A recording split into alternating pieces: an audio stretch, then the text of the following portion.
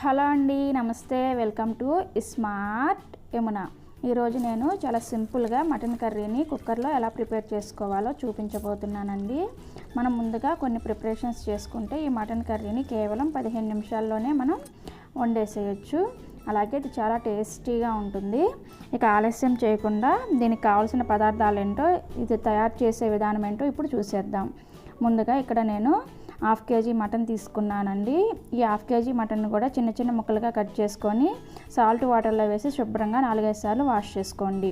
ఇప్పుడు ఇందులోకి 1/2 tea spoon పసుపు, 1 టీ స్పూన్ కారం, అలాగే 1 టీ స్పూన్ అల్లం వెల్లుల్లి పేస్ట్, అలాగే రుచికి సరిపడా ఉప్పు లేదంటే 1 టీ స్పూన్ వేసుకోండి.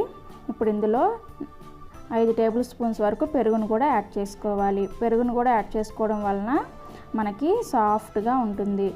ఇప్పుడు వీటన్నింటిని కూడా మన మటన్ పీసెస్కి పట్టేటట్లుగా బాగా మిక్స్ చేసుకోవాలి. ఈ విధంగా మిక్స్ చేసుకున్న తర్వాత దీని మీద మూత పెట్టేసి 1 గంట పాటు పక్కన పెట్టేయాలి. ఇప్పుడు స్టవ్ వెలిగించి కుక్కర్ వేడైన తర్వాత అందులోకి 5-6 టేబుల్ స్పూన్స్ వరకు ఆయిల్ వేసుకొని వేడి చేసుకోవాలి. ఆయిల్ వేడైన తర్వాత 1 టీ స్పూన్ జీలకర్రను వేసి 1 నిమిషం ఫ్రై చేసుకోండి.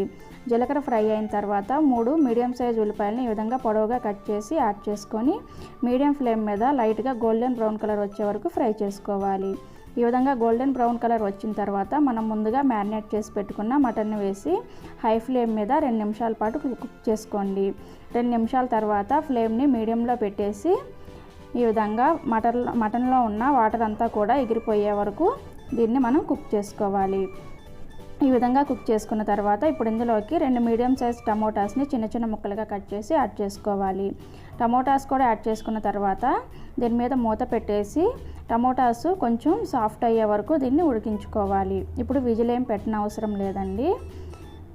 ఈ విధంగా 3 నిమిషాల తర్వాత చూస్తే మనకి టమోటాస్ అనేవి ఈ విధంగా సాఫ్ట్గా ఉడికి ఉంటాయి. ఇప్పుడు ఇందులోకి 2 పచ్చిమిర్చిని పొడవుగా కట్ చేసి యాడ్ చేసుకోవాలి. ఇదంతటిని కూడా బాగా కలిసేటట్లుగా ఒకసారి ఈ విధంగా మిక్స్ చేసుకొని ఇప్పుడు ఇందులోకి 250 ml వరకు వాటర్ని యాడ్ చేసుకోవాలి.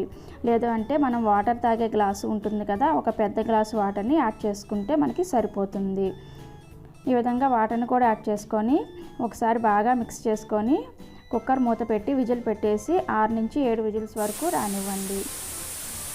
ఈ విజిల్స్ అనేవి మనం తీసుకున్న మటన్ని బట్టి కూడా ఆధారపడి ఉంటుందండి. కొంచెం ముదురు మటన్ అయితే కొన్ని విజిల్స్ ఎక్కువ రావాల్సి వస్తుంది.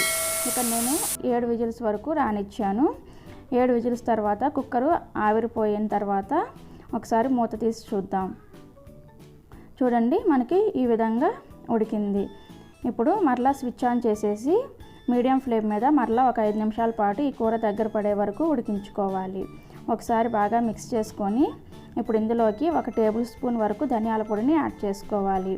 అలాగే 1/2 టీ స్పూన్ వరకు జీలకర్ర పొడిని కూడా యాడ్ చేసుకొని మొత్తం అంతా కూడా బాగా మిక్స్ చేసుకొని ఈ రసం అంతా కూడా దగ్గర పడే వరకు ఉడికించుకోవాలి. ఈ విధంగా దగ్గర పడుతున్నప్పుడు కొంచెం కొత్తిమీరను కూడా యాడ్ చేసుకొని మరలా ఒకసారి మిక్స్ చేసుకోండి. మిక్స్ చేసుకొని ఒకసారి ఒక ముక్కను తీసి ఈ విధంగా చెక్ చేసుకుంటే మనకి కర్రీ అనేది ఉడికిందో లేదో అర్థమవుతుంది. చూడండి, ఇక్కడ మనకి బాగా కుక్ అయిపోయింది. అంతేనండి, ఎంతో టేస్టీగా ఉండే మన మటన్ కర్రీ అనేది రెడీ అయిపోయింది.